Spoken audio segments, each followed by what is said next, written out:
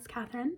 Welcome to my channel, Read Journal Love, and today I thought I would talk about reading Christian nonfiction and how I have incorporated that into my reading life. So the first thing I wanted to say is how I go about finding Christian nonfiction that I enjoy. And the most way that I have found Christian nonfiction is by following people that talk about subjects I enjoy, like apologists, historians, scientists, all that kind of stuff, mostly here on YouTube. And they'll recommend a book and then I'll be like, I gotta get it. Or they'll write their own book. So that's probably the number one way. And then also by just in the wild is how I've heard it described. And that's just when I'm out and about around town. You'll stumble on a book and you'll be like, oh my, I have to read that. And that's another way. And then another way that I have found is by recommendations at church. That's always a good way to find a good nonfiction book. And I did want to say, don't be afraid to go into the kids section. They always have a lot of really interesting books, and you can start out, and then once you kind of get the gist of the subject, then you can go into an adult book. I've always found that really helpful. And don't forget to use your library, especially if you have one at church. Those are a great resource. So definitely check to see if your church has a library and utilize that if possible. And then who to read would be another question. And this is tricky. You have to, as in reading nonfiction, I mean, even in fiction, really, you have to be discerning, and you have to, be in the spirit and, just listening to, and know if you want to. Do not be afraid to DNF or stop a book, and then seek advice, make sure you totally understand it, and then go back to the book. That's just part of the learning process, and that's just part of reading nonfiction, is to grow your knowledge on a subject. And so yeah, just use discernment and don't be afraid to stop if you have to.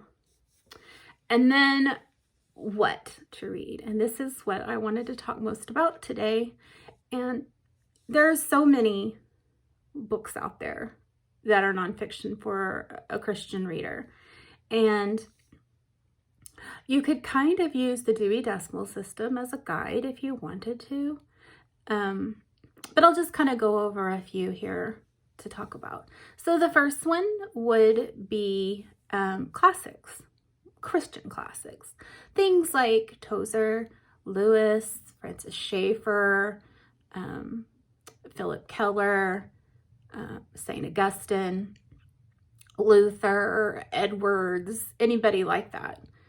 That would be a good start. And then a second subject could be theology, which I think could have branches. So like church history, which I find very interesting. I really enjoyed the Zondervan's Essential Guide to Christian History because it was like reading a really thick magazine. It had lots of pictures and little blurbs out on the sides, and it just really brought it to life. I liked how it was by decades. I would recommend that one. But there are a lot of other ones on Libby that are also interesting. But I really like that one by Zondervan. Then you could look into the canon, or how we got the Bible. And there is a book in our kids section at church that I found was really good. It's called How We Got the Bible. But it's old. I mean, I don't think you can really buy it on Amazon anymore. But there is one recently called Scribes and Scriptures, and I thought it was really good. I liked how it was divided into the old and new. You had 2 different authors, one for each that were scholars, and I found it very interesting. And then you could read, once you know how we got it, how do I read it? And there are a lot of books by that on that as well, by like Gordon Fee, Howard Hendricks, Dan Kimball, a whole bunch. And I really liked that one by Dan Kimball. It was How Not to Read the Bible. Thought that was kind of a clever title, and I liked his approach. So I thought that was really good. And you could look into systematic theology. Those are really big books. And I would seek somebody at your church, maybe even your pastor, on which one they would prefer, because systematic theology can be different between traditions. And so, yeah, that would be they're really big, so, but it would give you a good overall picture of what, your faith believes, and then you could branch off into one of those things and read more about it.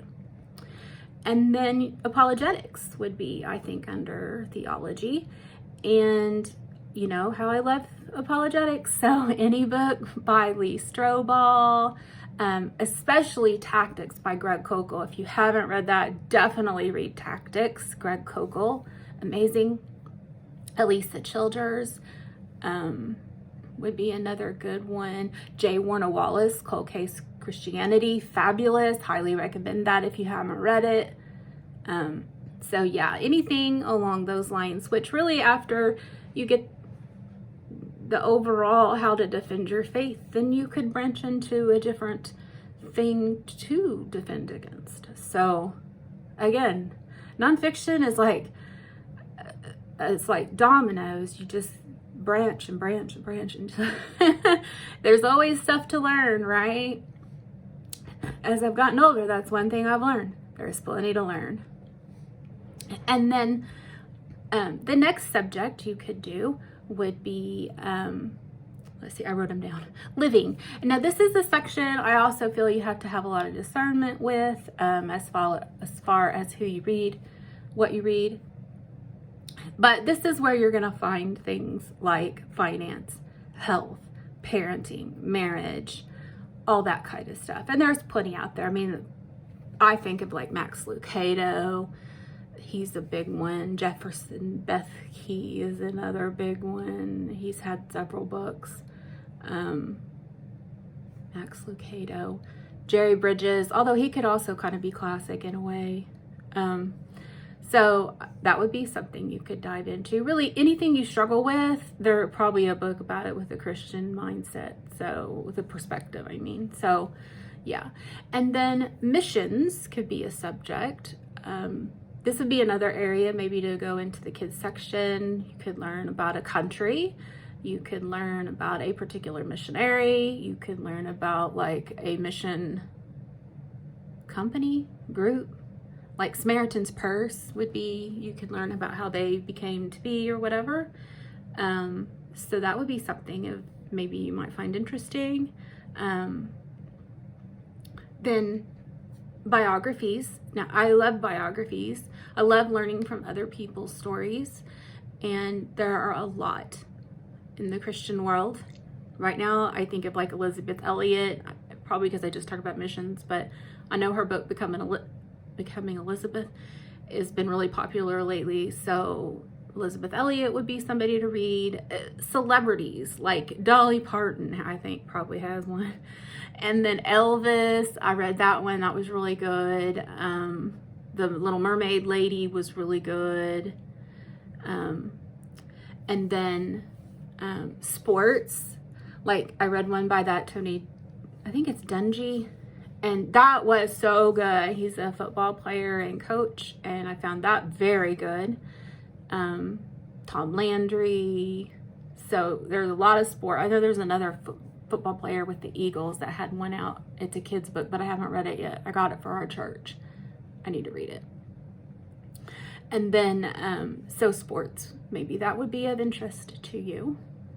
And then science. Now this is one I'm just starting to really get into over the past couple years. And again, this can be branched off into different types of science, like archaeology, which I love. So anything by Titus Kennedy or Joel Kramer would be so good and so interesting. Talk about bringing the Bible to life. If you don't watch Joel Kramer's Exploration Bible, I'm like addicted to it now. So it's on YouTube. Expedition Bible. Check it out. And then you could look into cosmology or physics. People like Stephen Meyer would be very of interest to you. That book was amazing. Way above my head, but I still very much enjoyed it. That was the God Hypothesis. And then you could look into creation, anything by Ken Ham or Hugh Ross. If you read both, that would give you a good young earth or old earth perspective. Yeah, lots of interest in the sciences right now. So then also you could think about art. There are a lot of art books out there, like Rembrandt's In the Wind. I found so good. Then I know there's like several that I've read. I can't think of them right now. There's one by it was a nun that used to have a show on PBS, and she wrote a bunch of books, and I found those very good. And then music. Last year I read Mixtape Theology, which is all about 90s artists and their songs and the theological basis of them. Found that very good. And then read a hymnal. That would be really good. So these are just a few things that I have stumbled on in learning to read more nonfiction in my life. And I really hope that that might be of help to you. And please leave a comment below if you have anything to add. And I thank you so much for watching, and happy 2024. Okay, bye.